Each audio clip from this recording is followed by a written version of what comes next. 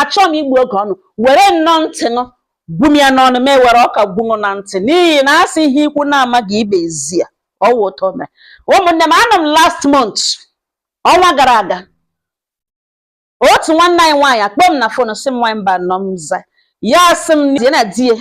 matara mgbe na-enweghị mọch enweghị ihe di ya nwere nwekwara ihe onwe ya nwere ya na di ya gbawa mbọ chịkọta aka ọnụ gbaga mbọ ihe abịa dịka o si dị obere ga-abata di ya bịa kwụọ ụgwọ isi ya after 6 years in a relationship. Di ya bịa kwụọ ụgwọ isi ya na ya chi ụmụ ise, ụmụ nwoke 3, ụmụ nwaanyị 2. Ego abịa bịawa ihe abịa dịgharịwa.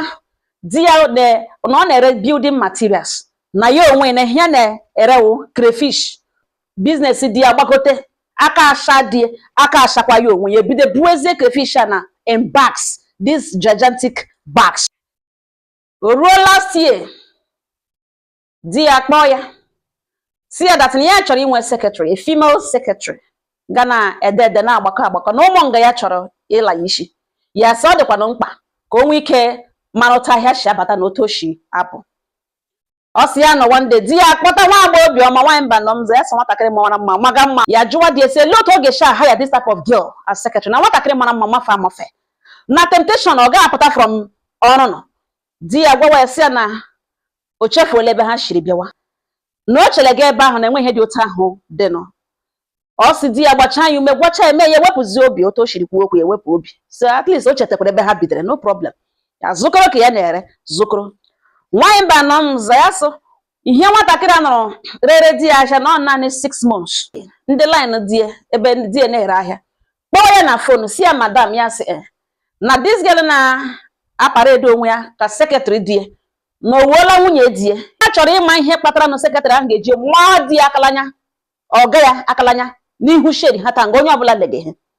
ihe di ya mehụdụrụ shere the girl bag inside ga gbu ikpere people abịa kete ka ha hụ ma ihe ha hụrụ film ka emege ka ọwụ ihe yiri egwuregwu na nwata na enyi nne isi ha zoro na ihu shedi hotel lekwa ka di nwe gburu ikpere na-arịọ this girl nwere aka ntị na ịcha nga onye ọbụla ahụ ga nwatakịrị alakapakalanya nwa di ọga ya ịsọ ọwụ secretary di nke sọ nwunye di nke ha mara otu esi eme that leg address ọsọ ụkwa toe na ihu na-egbucha. Di ya garala lo ya bịa hụ bịa jụwa di na asị secretary ṅụ nwara akalanya na ihe jụwaziri di ya wụ na for some time na ọ hapụrụ ya ụgwọ school ụmụ ya si na ya chọrọ ifesi building project na ele stage ọ na-erule ala azụrụ hafa ebe ya ọ hapụrụ ya ihe gbasara ụgwọ school not only na ọ hapụrụ ya ụgwọ school ọ nwa akwụọ hapụrụ ụgwọ ụlọ ebe ha bi na ya nwa akpagakwa nri kemgbe ha many months na ọ lọta ya erie ihe gụrụ ya na ọwụ ya nwa hụga maka ya ihe niile wụ bills na project ụlọ ọsọ chọrọ iwere na ele hafa ka na ebido ka chọrọ ibido na ihe di ya gwara ya na ọ bụ na ya ga-abịa kpọrọ ụmụaka ahụ bịa lawa village business ya na-eme na ọwụ business crayfish na ọ ga-aka agaja na village na ya bịa lawa village na ka mgbe ya bidoghala dị ụlọ rufuo ya ha alụghachi ya jụwa di esi bịa lawa village na ụdị na ụgwọ ụlọ agbanyela na ya akwụkwọ ụgwọ ụlọ kwụọchara ụmụaka ụgwọ skul ka ihe eji kpọrọ ụmụaka lawa village na ụdị dị aṅa. Di esi ya gwala na ọnwa anwa atụwatụ okwu ya na instruction ya na this house na final ya gwa di esi nwe ebe ya kpọ ụmụ ya ngaji na ihe ọ gawakwa nwa kekeke na-aga nwa mụmụmụ na-esoje n'ụkwụ ọsọ ihe ya gwara di ya buru crayfish edojuo na moto pụwara onwe ya gara lo that very day. Di ya gara la mmiri fonu kpọwa nwanne ya nwoke na village si nwanne ya nwoke na ya ga-esendịrị ya 100,000 naira na o were ga-atọọrọ ya nwunye ya ogbe na village na a ga-ekpe ya in 2 weeks time. Nwanne ya nwoke na-ajụ ya sọ gịnị wu the problem ya si nwunye ya lụrụ denwe n'ụlọ na ọ na-agbazi n'eji na nwunye a na-anụzi ihe ya na-ekwu na nwote biznes shediri igbo ya si nwunye ya lọtawagodo ụlọ kpọrọ ụmụaka lọtawa ụlọ ka ya taka onwe ya ọnụ nwunye ya na ịgaghị ya na-eprove ziri emeghe eme nwunye ya gboso gakwa ụgwọ ụlọ gboso gakwọchara ụmụaka ụgwọ skuul na ordinary crayfish ọrege o just were crayfish na-akọva onwe na onwe na enyi nwoke ebijugo ya ego na-ebi ya mbi na-asa ịga ya ego na-ebi ya adọiga ya na adọiga na ọwụ n'ụlọ ka ọ ga na-eji ya na ya ka ya kpataga ego no. Ọ sị nwanne nwoke asị ngwanụ nsogbu anụ mgbe ya hụrụ na ego tọnụzie gbawazie ya nwa si ya na ejikere in 2 weeks time na ya na gị end this marriage na ya agaghị ebili with nwaanyị isi ike. Ọ sị ya na-ele di ya na-elezi ike agwụ ya okwucha ya manya na moto pụwa ya ebege zachọpụ anya na ya nọ n'elu akwa n'ugbo na ya nọ n'ebe eche ajụ onwe sị ele ebe ya agaga na nne ya nwụọna na nna ya nwụọna senior brother ya moto kụjishiri ya wụsawa ya na village ọ nwunye ebughị nwunye ya kpagara ihe erike nwanne ya nwoke kwere ka ya na ya abụọ 5 and 6 onye aghala nwanne ka e toro ya nwa direct gara ala bekee kemgbe 5 years enwebe onye nọrọ nkụta ya ma ọrụ ndụ ma nwụrụ anwụ nobody n'obodo onye ga-abịa ikwuru ọnụ ya na village ha na ugboele ha laji ugbo ole ebe ya ba agaga onye ka ya ga-abekwuru onye ka ya ga-akọrọ ihe nke m ọsị ihe ihe ya nọ na-ajụ onwe n'ebe fon ya ring ya ebule fon n'anya na screen ọ bụrụ na ọwụ international call ya epike ya onye ahụ akpọ ya middle name ya pet name ya ọwụ onye onye awụrụ nwanne ya nọ nta ya nọ n'ebe ga-akwe onye ọbụla fili na ọnwụọna na-enwebe onye nụga nkụta ya kemgbe getting to 6 years ọ gara ala bekee ọkpọ ya na fon ya epike o mewe introduce kpọ ya nwanne kpọ ya nwanne kpọra ha again ọ si ya tie ya jụọ sọ gịnị mere ele ebe ọ nọ ya ebido kọwara ya ije ya kọwata ochie ga prison nọ 3 years pụta hustle for another 3 years na ya sị ka ya ghọta onwe ya da before ya eme apịa ọ sị nwanne ya gwa ya so na ya don't worry na ụmụnne ihe niile ga-adịcha mma ọ sị kọọlụ ọnụ ya zara ya nụrụ nga wuli elu ya nga ọ jụọ ya ekweghị control o rute n'ime abalị ebe 1 o'clock ya ebilite bido ekpewere Chineke na-ekele Chineke na-asị Chineke wọta ọrụ gị dị Jehova wọta ọrụ gị dị na ekele Chineke di ya na nakpụte nga na ya ekpega ekpere gwawa ya na yes na o kelege Chineke na ya na gị divorce ya ka o nwee ike gakwuru enyi ya nwoke and ya ga-eme ka shon ya divorce ya disgrace ya na o chere na ọ don't worry ya elekiri di ya gba nkịtị si m nwaanyị mba nọ m za ya sị na ikpe ahụ na ọwụ 2 weeks time nọ ya gaa n'ihu divorce nwoke n'ihi na ya ahụ na that tomorrow ga-adị better than today na die na information rutege ya now na die chọrọ ịga gbaa sekretary akwụkwọ na court na-emenye ka ya mara na-enweghị onye na ọ chọrọ isi n'azụ ga gbaa sekretary akwụkwọ na court m si ema ihe mere na ya sị ị ga-aga meeting ahụ nne m gị rute ebe ahụ do not challenge him ruo ntị ala gị bilite ebe ahụ gị sịọ ndị di m na nwụnụ ha ga-asị na nwụ na nwụ gị sị na ị matara di m mgbe na-enwe ihe ọ nwere na gị na di m nọ n'ime enyi megide enyi mee enyi for 6 good years afọ 6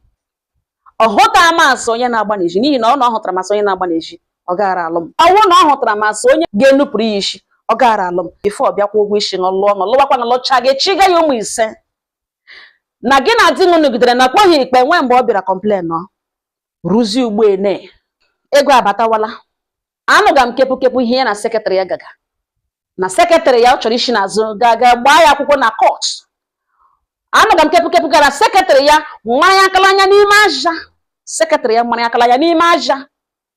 ama m ihe ga-ebute sekretary ga-eji amanya akalanya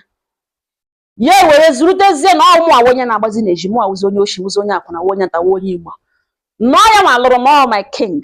the king of my world, the father of my children. Also, that means no problem. I am not here to defend myself. I'm not here to argue. Or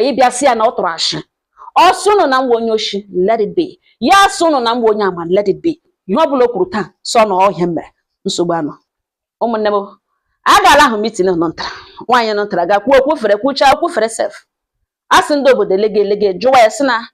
Or you're wine for 6 years. Yes. Na hama na this woman is wine bashik. No, the question of ihe na oboke ge nwa no n'ihi na oga gakwala mgbe ga-apụta gị isi mmadụ mere ka o mere ka n'ihi naanị gị na ya abụọ bi anyị maara na ihe anwa akụga nga ihe ọsị na ihe ọbụla ikwuru na no problem na ọwụ ya ụka awụ ọnụ nke onwe na ha nwa aka ha asị no problem n'ihi na ọnwa mmadụ ka ọ gara aga lụrụ na ya dị very sure of ihe ọ na-ebo nwa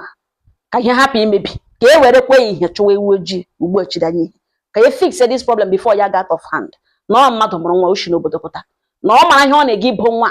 na ọwụ na ọ chọrọ ịlụ nwaanyị ka abụọ ya pụta kwuo mana eso nwata nwaanyị gị na-abụ kwụrụta ahụhụ ma chiga nwa ụmụ 5 na ị chọrọ iji ebubo mgba asha amụgha kwa gị na sekretary ṅụ na ha adịghị against ma ịchọ ịlụ nwaanyị ka abụọ mana gwa ya ọ chọ ya nụrụ ma ọ chọghị ya eburu akpa mana ịbịa ebo ya ebubo n'ihu ụmụ ya na-akọ ihe niile ịkọga ebe a ma akwa mgbe ị lawara nwa n'iyi ụmụnne m asị ihe ndị obodo mere ha ekwughị ya si mfat ka ya ga-eche ya eche ka ya ga-eche ya eche ya si nwunye banye moto ka ha lụwa agba eso nwunye na-elokọtara ọnụ na ya ma ka obo nwere na ebubo na o nwere ike pụọ n'ụzọ ugbo sọgbunye ya anya na ya is afraid of him. Di ya bidoro rịọwa ya meeting nụ ntarala atọnụzọ etu ịrịọ ya gbaka di eji bịa gwawazie ya na secretary si ya dịra ya ime 2 months na ebiko na temptation ahụ okwu mgbe no na ebiko na ya gbaghara na ebiko na ya gbaghara nwanyị mba na nza ya si ajụwa di si secretary si arọrọ n'ime ọnwa abụọ ya sị o nyere ng result gịnị agara n'ụlọ ọgwụ ị hụrụ result anya ya sị mba afọ ime obilitele ya sị mba ị hụ ba afọ ime o ji ọnụ nsọ ngana ya ara ime ya sị na-agwazi bịa gbaa ya akwụkwọ na court ya sị ọ sị elewe di finish di esi ka ha lawa biko na o nyere ya aka ka fix a problem na ya wuho obi ya esi abịa lawa kama ya chọgodoro ka ọ nọrọgodo village ka ya nwee ike face this lady mee ihe ya n'obi ya ya jụwa di esi ihe nọ n'obi ọ gịnị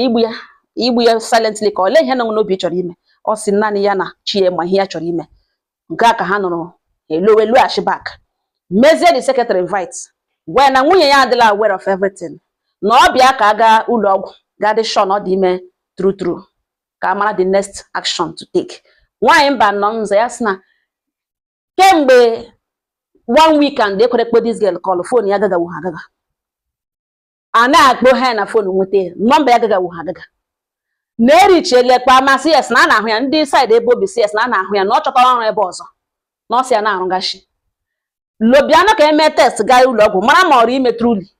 ọ wee ebe a ka okwu gbanyere nwatakịrị chenjiele line send zere die message say ebe ọ na-achọghị ịdị involve na ya ọ ga-ahụ test result na ọ ga-ahụ nwa na nsogbu na ọ forget ya gbasara ma nwa ma ihe niile na ya ga-take care of herself na nwatakịrị na o disappear ala.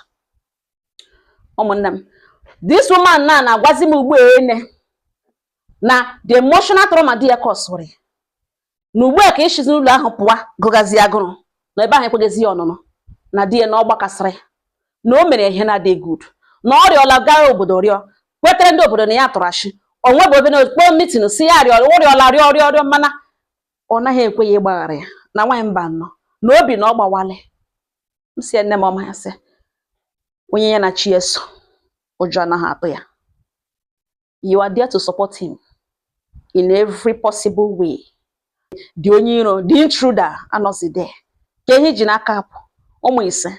imega ọfụma. Now your husband realize his mistakes. Ọ lọtala. Ugbu a ka ị chọrọ ịgba ọsọ. No, nne m agbala ọsọ. Gbaghara dị no temptation. Ị hụrụ the temptation kama o filiri ya wee strong man. Ụmụ nwoke anaghị ama mgbe ụfọdụ na enwere ike na-akarị ha.